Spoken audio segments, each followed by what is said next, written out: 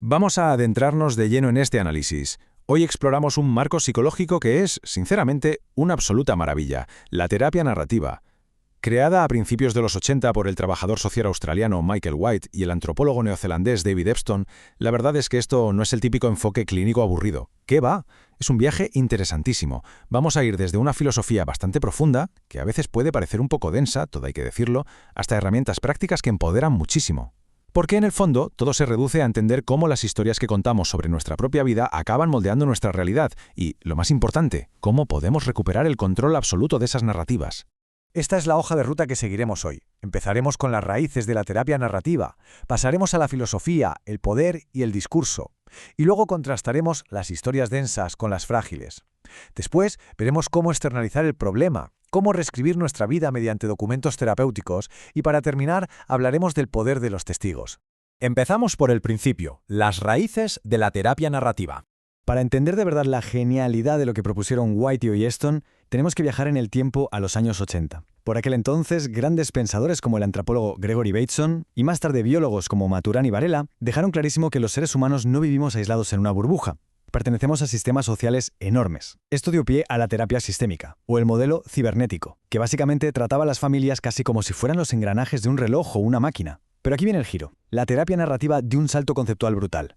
Descartó esa visión tan mecánica y apostó por un modelo 100% lingüístico. Fue un cambio de paradigma total, una forma de ver al ser humano a través de unas gafas donde todo, absolutamente todo, se construye socialmente mediante el lenguaje.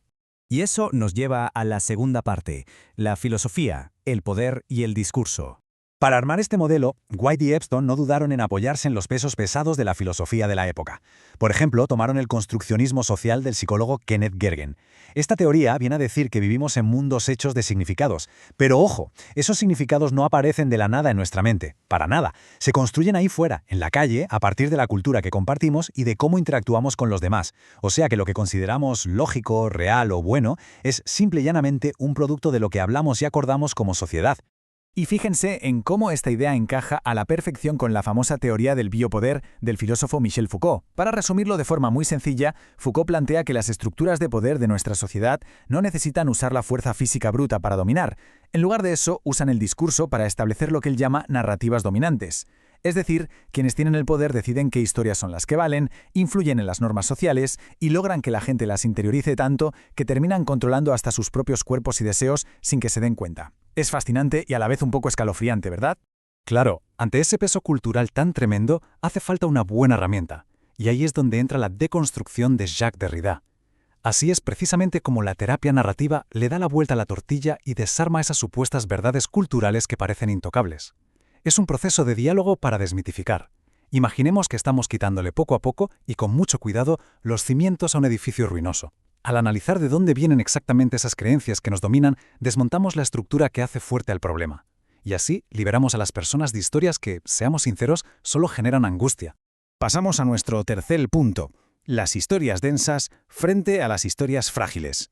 Si bajamos toda esta teoría filosófica tan intensa al nivel del día a día, a la práctica clínica, todo se puede resumir en esta preciosa cita de Martin Payne.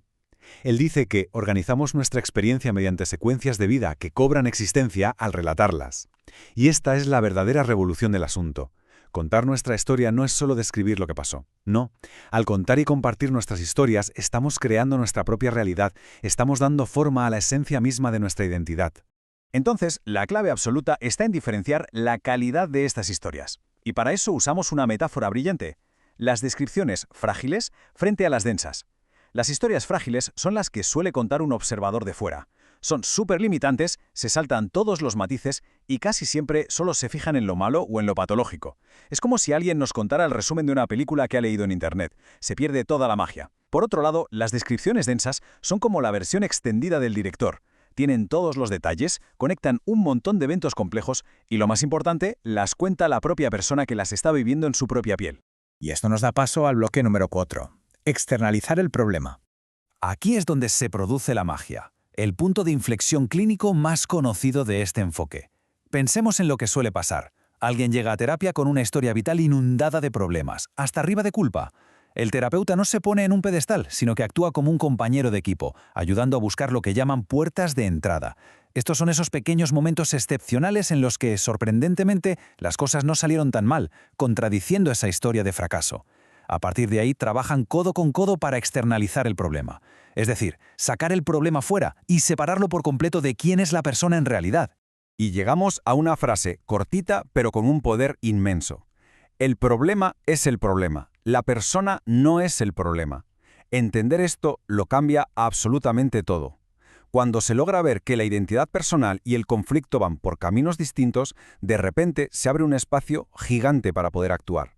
Ya no hay tanta condena personal y se le quita muchísimo peso a esas típicas etiquetas clínicas que históricamente solo han servido para encasillar y limitar a la gente. De buenas a primeras, tomar las riendas y enfrentarse al desafío desde una posición de fuerza no solo es posible, sino que es el siguiente paso lógico. Continuamos con la sección 5, reescribir a través de documentos terapéuticos. Para poner en práctica todo esto y empezar a reescribir la vida, a David Epstein se le ocurrió una idea fantástica: usar la escritura literaria en la terapia. Utilizaba una variedad de cartas que es alucinante. Tenía, por ejemplo, cartas de despido.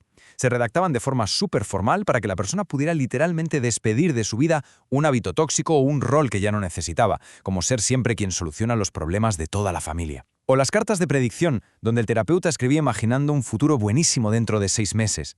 Todo este papeleo tan peculiar ayuda a darle una forma coherente y sólida a la nueva historia que se está creando. Si lo pensamos, en la medicina o en la clínica tradicional, el expediente de un paciente suele ser un montón de papeles llenos de cosas negativas, diagnósticos y problemas.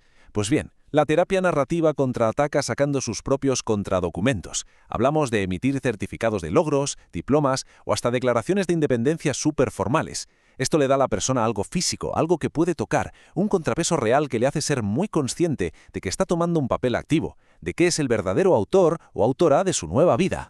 Llegamos ya a nuestra última sección, la número 6, el poder de los testigos. Volviendo a esa idea inicial de Bateson de que no vivimos solos en una burbuja, toca hacerse una pregunta fundamental.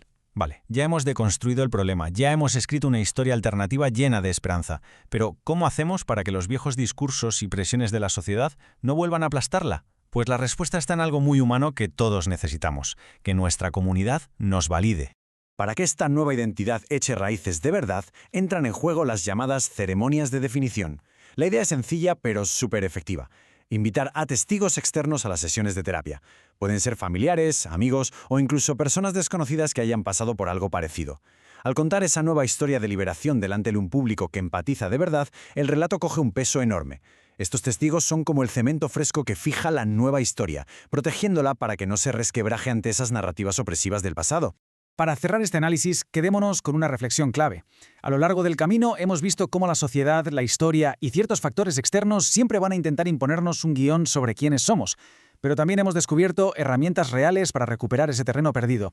Si asumimos que no somos simplemente prisioneros de nuestros problemas, sino autores con capacidad plena para deconstruir y reescribir nuestra realidad junto a los que nos rodean, entonces resulta absolutamente vital cuestionar esas historias que marcan nuestro día a día.